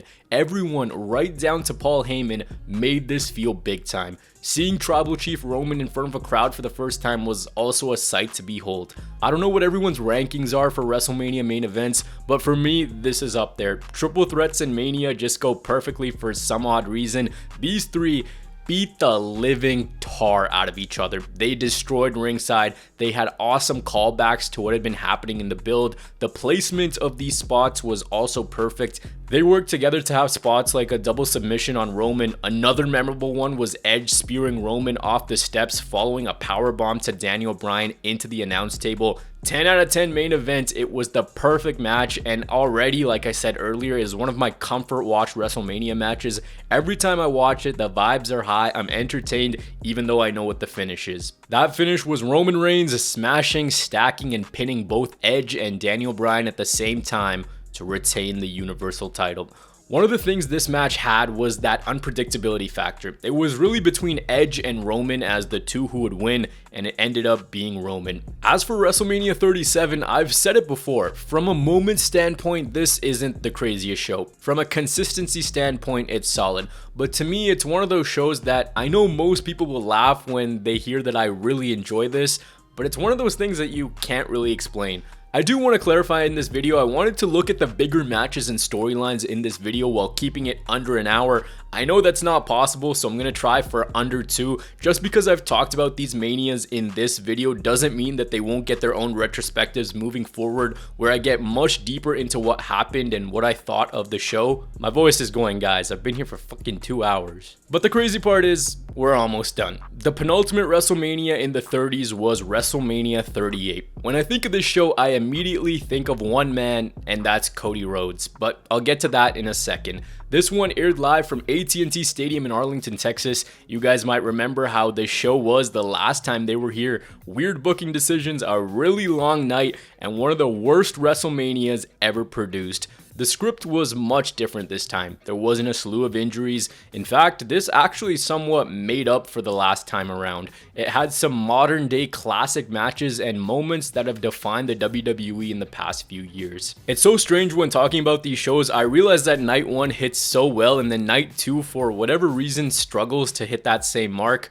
Logan Paul made his WrestleMania in-ring debut and was very impressive in a tag team match taking on Rey Mysterio and Dominic Mysterio. I wanted to give this a quick mention for what it's worth. You guys already know the 2 big talking points from WrestleMania Night 1. Let's now rewind back to a show that I was at, and that was SummerSlam 2021. In this show, Sasha Banks was supposed to take on Bianca Belair. As I said, the two had a modern day classic the year before, but they didn't meet again at SummerSlam. The rematch was advertised, but instead out came Becky Lynch. She returned and beat Bianca Belair in 26 seconds to win the SmackDown Women's title, a decision that so many fans were left up in arms about. Becky Lynch came back wanting and trying to be a heel, and this was the veteran versus new school storyline done properly. One of the problems that the WWE has with their women's builds, especially for WrestleMania, is that they just feel kinda whatever, like it was for Bianca versus Sasha, like it was for Charlotte versus Asuka,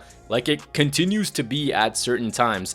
And I say this because it's something that I want fixed. Here, both women showed that they could have a solid build, and they did. This was based off of Bianca's redemption arc, how everything was taken away from her at SummerSlam. Meanwhile, Becky said that this was everything to her, so the match was sold on that competitive fire alone. Both women wanting to win because they thought they were the best. At one point, Becky tried to cut off Bianca's braid, with Bianca hitting the Uno reverse card on her. Sheamus, analysis?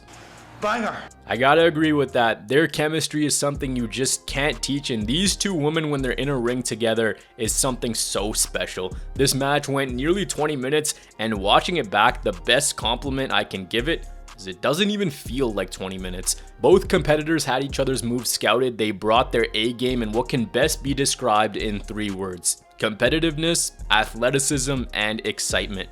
What made this match so fun was this was what you were expecting the SummerSlam match to be. Instead, you were taken down a different path all these months later, and then when we got the proper match between these two, it actually hit. It felt like that dream match we should have got in Las Vegas.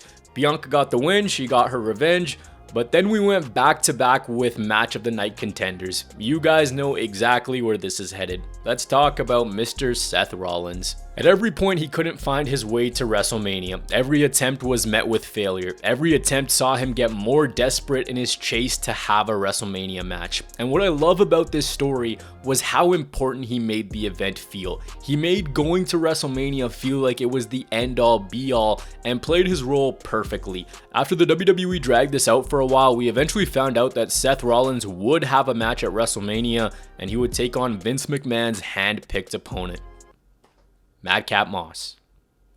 Just kidding. At the same time, rumors were running wild about Cody Rhodes potentially making his WWE return, that he had a contract dispute with AEW and was now WWE bound.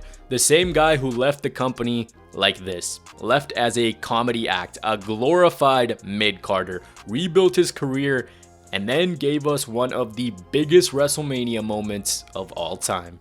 Wrestling has more than one royal family. Cody returned to the WWE, and AT&T Stadium lost their mind. To make your return and do it at WrestleMania of all places is the ultimate honor, and this right here, this picture on your screen, is one of the biggest returns in WWE history, no matter which way you spin it. The lead up was amazing, the storyline was a stroke of genius, and Cody coming out the way he did at the time he did on that show made him feel like the biggest deal in the world. But then I gotta give some more props. Seth and Cody just casually had themselves an outstanding match. And I want to put into perspective that these two didn't have house shows to iron things out. They went out there and delivered a very competitive match after the buzz of Cody's return. It was excellent, it was executed perfectly, it was needed, and it was brilliant. Cody walking out with his hand held high, shaking off the demons of Stardust on the grandest stage of them all. You might recall how I talked about WWE wanting to do Charlotte Flair versus Ronda Rousey originally at WrestleMania 35. 3 years later, they actually got to do this. Ronda returned and won the Royal Rumble, and we were going to have the clash of two of the biggest women stars of all time. I remember doing a WrestleMania review the night after, and I hated this match. Rewatch, it wasn't that bad. It took them a while to get going. There were some sloppy moments for sure. What didn't help was they were going on after the Cody match. The crowd had lost a lot of that energy, so whatever followed wasn't going to do well. Charlotte winning the match and retaining the SmackDown Women's title. Interesting that both Women's World title matches were on the same night. To top off an already incredible night, we got something so special that puts a smile on my face just reading this, and something that, again, I've said a few times. This is what makes this medium so fun. The possibility of a legend returning, the possibility of someone coming back at any time, the possibility of someone who you never thought would have a match actually having a match. On the road to WrestleMania, Kevin Owens developed an immense hatred for the state of Texas. Anything related to it, anything close to it, anyone from it, anything that even slightly linked back to Texas, this man hated. He called out Stone Cold Steve Austin in his home state. He wanted him to be a guest on the Kevin Owens show, and Austin accepted. This is what we got to end the show. And this segment turned into a match. You already know it's one of the GOATs, so the reaction for Stone Cold was absurd, and this was a blast. To see Stone Cold competing in a WWE ring in 2022 was a sight to behold. This wasn't some big time work rate match like Becky and Bianca or Cody and Seth earlier in the night, but this was the ultimate way to top off the party that was night one. Stone Cold was out here taking bumps onto the concrete, riding an ATV up the stage. Of course he won, there was no other choice. After declining so many matches, after staying away for so long, Stone Cold returned to the ring and main evented WrestleMania. Just based on all the elements I've mentioned, you can imagine how much of a fun show this already was. It didn't overstay its welcome, it had a good pace to it, and the two-night format was clicking. Night 2 opened up with Triple H officially retiring from the WWE. This level was cleared for the game, and now it was on to a new adventure. Left his boots in the middle of the ring and left it all behind. The opening bout was an awesome triple threat tag team match where RK Bro got the win. One of the highlights from these two nights was one of the wackiest matches of all time. We gotta take wrestling for what it is, and that's a performance between two stars for the audience's sake. And nowhere was that more evident than the match between Sami Zayn and Johnny Knoxville. That being quite possibly the greatest comedy match of all time. Their creativity should be commended. The match was so memorable for what it was, and that was Johnny Knoxville just trying to make Sami Zayn look like a joke. It's unbelievable how a year later Sami went from this to the main event of night 1, a celebrity match, to the main event. That's a glow up if I've ever seen one. No discredit to the celebrity match, of course, but let's go from celebrity matches to dream matches. One of which was Edge versus AJ Styles. Anyone who follows this channel knows that I think Edge versus Seth Rollins was an absolute masterpiece. That was a perfect trilogy, a dream match that actually lived up to the hype. Edge versus AJ Styles was not in that same category. I know people say that their feud is overhated. I don't think it's overhated. I just think that it didn't deliver. Their rivalry was mediocre. The matches weren't any better. I can't defend this. This match was such a miss. Though it wasn't bad, I think it just had high expectations. This just didn't click like I think a lot of us thought it would. The most I remember from this rivalry is Edge's awesome WrestleMania entrance and Rhea joining the Judgment Day. We had Vince McMahon compete in a WWE ring in the year 2022 against Pat McAfee and then proceed to take the worst stunner of all time. Speaking of all time, I'm exhausted from talking about Brock Lesnar versus Roman Reigns, but this they built up as the biggest WrestleMania match of all time. Title for title, the end to their trilogy, the third time in 10 years we got this match. This time we had a different dynamic in this story. Brock was the babyface and Roman was the heel. It was literally a blood feud with Brock Lesnar going commando and trying to kill the Bloodline with a forklift. The end game here was to decide once and for all, not really, who was the best in the WWE, who was the better Paul Heyman guy, and who would walk out as the undisputed WWE Universal Champion. Winner take all in a match that really could have been different. It was the law of diminishing returns. Every match these two had at WrestleMania got worse and worse. 31, it was fresh, it was awesome, it was exciting. 34, the fans were over it. 38, again, it was just like, all right, put us out of our misery. We've seen this a million times. Just end it. There was talk that Seth Rollins might be in this match and they might run the WrestleMania 31 ending in proper form. That didn't end up happening. In a pretty whatever match, Roman Reigns beat Brock Lesnar to hold both world titles, the show coming to a close with him holding up both championships. And that was that. Nothing more, nothing less. Here we are, the finale of the 30s. Our story coming to an end in Hollywood. This WrestleMania was awesome. To me, it's special because it was the first WrestleMania I ever attended. For the first time since 2005, WWE hosted their biggest blockbuster of the year in Los Angeles, and much like last time, they went all in. We had so much star power, so many enticing matches, and what I loved was they brought back the movie parodies as part of the branding of the show. Back in 2005 when WWE was in LA, John Cena beat JBL for the championship, and the guy over the next 2 decades went on to cement himself as a legend. When he returned to that same place, he was in a different place, now helping out the younger talent. The opponent being Austin Theory. These two had a mediocre match that did nothing to propel Theory. As weird as it sounds, it feels like it didn't even happen for him. A win against Cena should have felt like the biggest thing imaginable. Instead, it's like, yeah, that definitely happened. The tag team showcase match was a lot more fun than anticipated. What made it work was they didn't try too hard. They let this thing play out and let everyone go out there and just keep up a frantic pace. Seth Rollins continued to add to his WrestleMania resume by taking on Logan Paul. Rollins' entrance was something that was so surreal in person, and watching it back on TV, that reflects big time. The high spot of the match was Seth pulling KSI, who was dressed up in a Prime bottle, into the way of a Logan Paul frog splash before getting the win. In the lead up, Rollins was made to look like he was the gatekeeper for the WWE, telling Logan that he was only here to be famous and that he was here because he loved the business. We had Trish Stratus and Lita compete in a WWE ring in 2023, so that was really cool. But one of the biggest stories from this year and this WrestleMania was Rey Mysterio against Dominic Mysterio. Father versus son. A son that completely got out of hand against the dad that just loved him way too much to discipline him. Even though, yeah. I don't think babyface Dominic Mysterio is something that fans are going to be remembering as the peak of his career. This guy was just boring, vanilla, unoriginal, and no one cared. But once he turned on his dad at Clash at the Castle, started to hang around with the Judgment Day, this dude became the funniest heel on the planet, hanging out with his mommy to go crash his actual mom's house, ruining Rey's Thanksgiving, ruining Valentine's Day, before eventually getting arrested and spending 12 minutes in jail. But those supposed 12 minutes changed Dom forever because he met some bad people. He did some bad things, and now he was ex-con Dom. What was so compelling about this story was the turn happened back in September and we were in March. Rey refused to hit his own kid. He wanted to be civil about this whole thing. So when the WWE eventually built this up as Rey having to snap because Dom disrespected his mom, it felt like it was worth it and our match was set up. Take into account that this was a weekend that Rey Mysterio went into the Hall of Fame.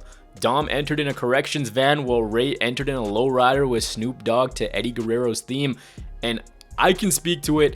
It's an exciting match on TV, but in the building, Dominic getting his ass kicked by his dad was a blast. Everyone was booing Dominic, cheering for him to get what he deserved, booing the hell out of him when he disrespected his mom and sister before the eventual feel-good moment when Rey finally did it.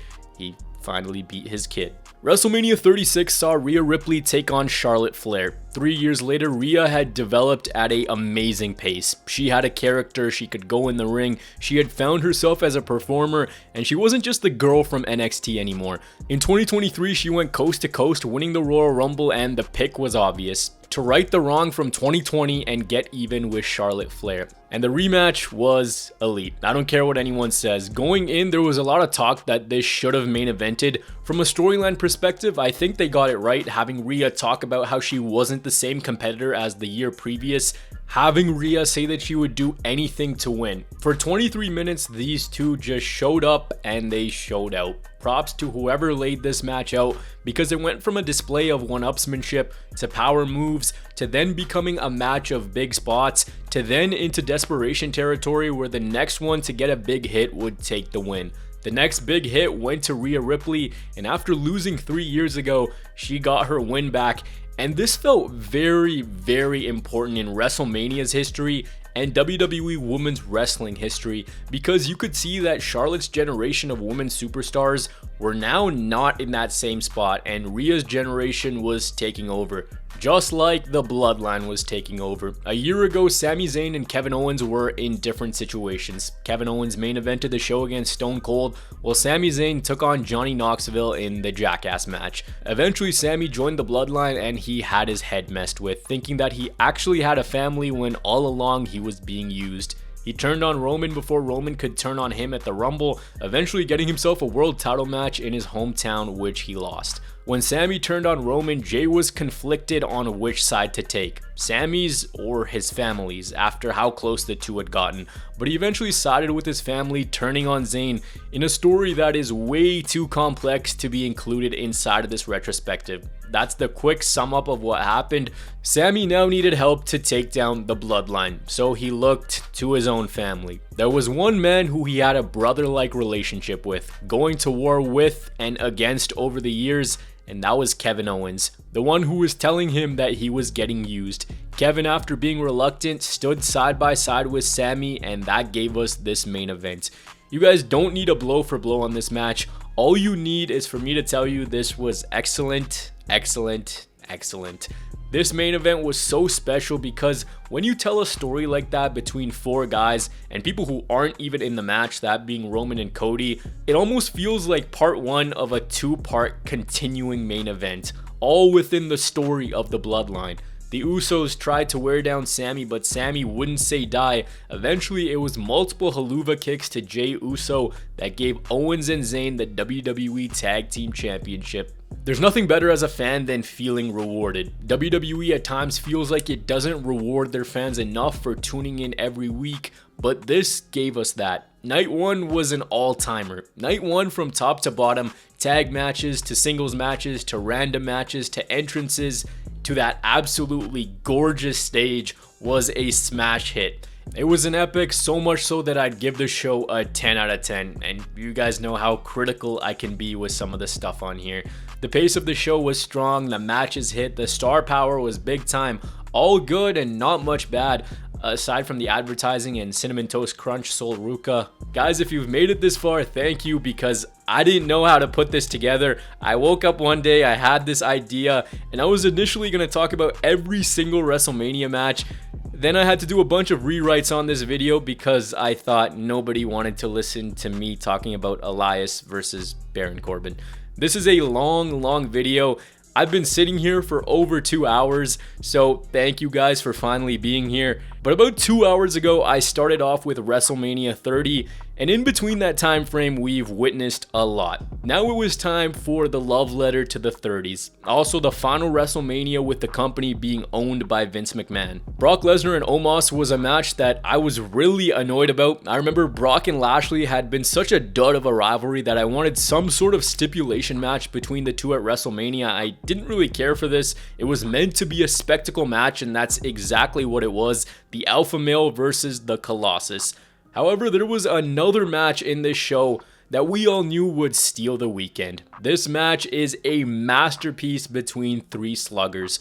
Drew, Gunther, Sheamus, Intercontinental Championship up for grabs. This was violence for the sake of violence. This was a love letter to the IC Championship from 3 guys who knew what that title meant, who grew up idolizing some of the biggest stars that held it, and after such a mediocre middle and the championship being here, there, and everywhere in between, they understood the mission. If we're doing super kick star ratings, this gets a 5. It was the perfect mix of heavy hitters battling for a prize they made feel valuable in the lead up. Made better because of the element of Sheamus and Drew, who were left divided, best friends, and each of them had one goal: to topple the Intercontinental Champion. But both of them couldn't get that job done. This match was awesome. 3 guys went out there and they tore the house down. This was awesome. There were big spots, there were near falls, they were absolutely killing each other. This match was so good, so much so that people overhate the next one for no reason. That was Bianca Belair versus Asuka, which was a really strong match, but you could have put anything after that IC title match, it was going to be a step below. Bianca dethroned the champion and continued to dominate the end of the 30s. Her resume is actually insane. This woman didn't miss once. Against Sasha, it was legendary. Against Becky, it was perfect. And against Asuka, it was a competitive match that saw her legend grow. Shane McMahon returned and then got injured in seconds in a match against The Miz. My dumbass really thought it was going to be Randy Orton. Snoop Dogg improvised, stepped in for Shane to get the win. Edge and Finn Balor inside Hell in a Cell is most remembered for a coup de grace from the Demon Balor, with a perfectly placed platform, I might add. Colorful weapons, a good meeting of styles in this one. Went shorter because Finn had to get blood cleaned up because he was busted open. Now we get to our final match, and man oh man, the unpredictability this brought was absurd. Undisputed Universal title on the line, Royal Family versus Royal Family, the Anoa'is versus the Rhodes, the head of the table versus the American Nightmare. A year before this was a flash of brilliance for the WWE, bringing in Cody Rhodes and catapulting him immediately into the top tier of WWE stars. 1 year later, after missing most of the year, mind you, he was main eventing against the guy, Roman Reigns. And what a complex story this is. I talked about all those dud matches, how he was getting hated on by the crowd.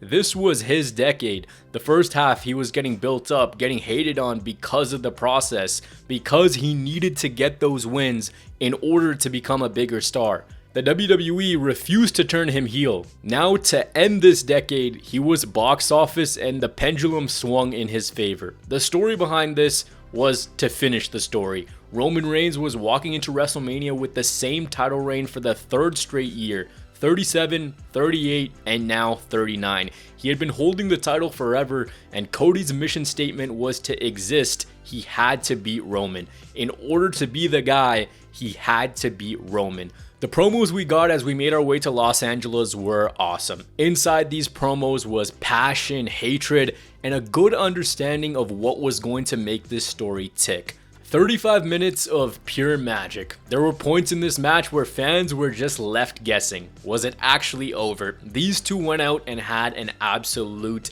epic. I think this match is a top tier WrestleMania main event between two guys who felt big time with stakes and a championship that just further propelled this match. Cody ended up losing to Roman after putting on a hell of a performance. Roman and Cody's entrances were both electric and felt so big. It genuinely felt like a match that was destined to happen, and you had the correct two guys on both sides. I know the result sours it for a lot of people. I still think this was the perfect time to pull the trigger and have Cody win. My stance on that still hasn't changed, but regardless, we gotta put away that narrative and look at this match for what it was, and that was a classic. WrestleMania 39 ended with fans basking in Roman Reigns' glory, and like I talked about, this was his decade, so to end it like this only made sense. WrestleMania Night 2 didn't hit like Night 1, but it was solid nonetheless. WrestleMania 39 is aging very well. There were some awesome matches, we had great stories, the theme was memorable, they actually went all in on the marketing with the movie trailers, big matches, star power to the highest degree to end it and put a bow on a decade of magic, magnificence, and all the stupidity in between. I've talked about 14 different shows within this 2 hour or however long this went. Some of them I only scratched the surface, but this decade was just pure weird. 30 to 31 was amazing. 32 to 36 were whatever. There was some good stuff in there, but they weren't classics. There were some weird booking choices. Other shows just felt like a giant FU to the fans. 37 to 39 were all consistently strong, and so much happened. The 30s quite literally had it all. There was triumph, return, excitement, unpredictability, weirdness, nonsense, absolute garbage, and even big time heartbreak. Looking at it as a decade, when you dig deep and put it together, it's easy to see how much happened. How some stories actually ended up paying off at later WrestleManias. Moments like Kofi Mania, Daniel Bryan's win, Cody's return, the heist of the century, the streak ending are etched in WWE history forever, and they came during this period. Every year around WrestleMania season, we hear it's the showcase of the immortals, and the 30s weren't just that. They were the showcase of ingenuity, the showcase of a new generation, and the showcase of some of the absolute best and worst shows that the WWE has ever produced. The game changed during these times. WrestleMania changed as we knew it, and a lot of us were there for the ride. Some of the most unique matches took place in this time. We had constructs of time. We had timeless classics. We have some of the worst matches known to man, but we also have such a mixed bag in this decade that it's still unreal to talk about. 14 shows, highs, lows, everything in between, magic, magnificence, you name it. And that, my friends, was WrestleMania in the 30s. Thanks for watching, guys.